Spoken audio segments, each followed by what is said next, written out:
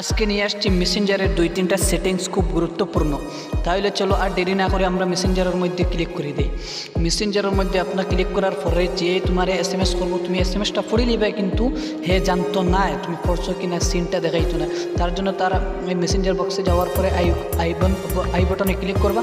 Click করার পরে একটু নিচে আসবা। নিচে যাওয়ার পরে একটা অপশন রেড রিসিপ্ট নামে অপশনটার মধ্যে যাওয়ার পরে এই অপশনটা যদি অন থাকে তাহলে এটা অফ করে দিবা। দেওয়ার পরে এরপরে যদি আপনি কাউকে SMS করেন, আর একটা সেটিংস হয়ে থাকলে কাউকে যদি SMS করো তাহলে যেই scene dot dot dot dot হিসাবে যায় এইটা আর যাইতো না। যদি আপনারা এটা সেটিংস করতে চান তাহলে তার ইনবক্সের মধ্যে যাইবা।